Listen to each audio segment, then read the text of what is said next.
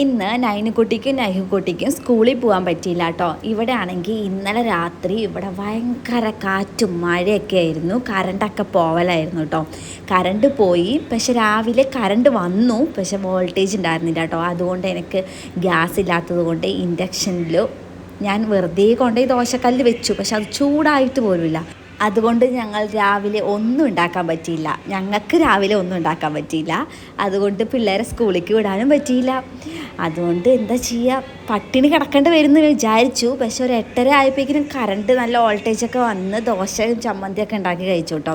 പിന്നെ നമ്മൾ കടയിൽ പോയപ്പോൾ അവിടെ നല്ല മധുരമുള്ള പുളി ഇരിക്കണുണ്ട് കേട്ടോ. അതിന് റേറ്റ് ഉണ്ട് 120 രൂപ കണ്ട്. അതിന് വേണം പറഞ്ഞിട്ട് അത് മേടിച്ചു കേട്ടോ. പിന്നെ കോവയ്ക്ക ഉണ്ടായിരുന്നു അവിടെ, കോവയ്ക്ക മേടിച്ചു. അപ്പോൾ ഒന്ന് കോവയ്ക്ക ഫ്രൈ ചെയ്യാമെന്ന് വിചാരിച്ചു കേട്ടോ. കോവയ്ക്ക നിങ്ങൾ തന്നെ അരിഞ്ഞെടുക്കുക കേട്ടോ. അതിലേക്ക് മുളക് പൊടി, മഞ്ഞൾപ്പൊടി, കുരുമുളക് പൊടി, ഉപ്പ്, പിന്നെ കുറച്ച് വറുത്ത അരിപ്പൊടിയും കൂടി ഇട്ട് നന്നായിട്ട് മിക്സ് ചെയ്തിട്ട് ഒരു 5-10 മിനിറ്റ് വെക്കുക കേട്ടോ. എന്നിട്ട് നല്ല എണ്ണയിലിട്ടിട്ട് ഫ്രൈ ചെയ്തെടുത്ത് കഴിഞ്ഞാൽ അടിപൊളി ടേസ്റ്റാണ് കേട്ടോ. പിന്നെ ഞാൻ മാങ്ങ ചമ്മന്തി ഉണ്ടാക്കി. മാങ്ങ മേടിച്ചിട്ടുണ്ടായിരുന്നു കേട്ടോ.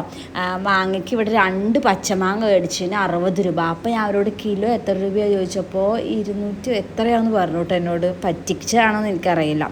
പിന്നെ വൈകുന്നേരം ആയപ്പോൾ, രാത്രി ആയപ്പോൾ ഞാൻ മാങ്ങാച്ചാർ ഉണ്ടാക്കി വെച്ചിട്ടുണ്ട് കേട്ടോ. കാരണം നമുക്ക് മറ്റന്നാൾ ഇവിടെ ഒരു പ്രോഗ്രാം ഉണ്ട്, പിക്കിൾ മേക്കിംഗ് കോമ്പറ്റീഷനോ അങ്ങനെ എന്തോ ഒരു സംഭവം. അപ്പം ഞാൻ ഉണ്ടാക്കി വെച്ചു.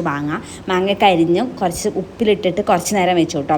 അപ്പോഴേക്കിനും പിള്ളേരെ പഠിപ്പിക്കാണ്ടായിരുന്നു. ഇന്നെടുത്തത് അവർക്ക് മെസ്സേജ് വരും, നൈഹുവിന് മെസ്സേജ് വരും. നൈനുനാണെങ്കിൽ അവിടെ നൈനുവിൻ്റെ ക്ലാസ്സിലൊരു മലയാളി ഉണ്ട് കേട്ടോ. അപ്പോൾ അവർ പറഞ്ഞു തന്നു എന്തൊക്കെ എടുത്തതെന്ന്, അത് പഠിപ്പിച്ചു. പിന്നെ നമ്മൾ രാത്രി ഡിന്നറിന് വലിയ കാര്യമായിട്ടുണ്ടായിരുന്നില്ല, കോവയ്ക്ക ഫ്രൈ ഉണ്ടായിരുന്നു. അപ്പം മുട്ട പൊരിച്ചു കേട്ടോ. ഞാനാണെങ്കിൽ മുട്ട മറച്ചിട്ടപ്പോൾ അതാണെങ്കിൽ ഉടഞ്ഞു പോയി. പിന്നെ ഞാനിങ്ങനെ സ്ക്രാമ്പിൾ ചെയ്തെടുത്തു കേട്ടോ. അതെനിക്ക് നല്ല ഇഷ്ടമാണ്.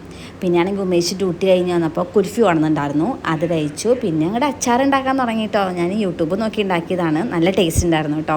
2 ദിവസം കഴിയുമ്പോഴായിരിക്കും ടേസ്റ്റ്. അപ്പോൾ ശരി.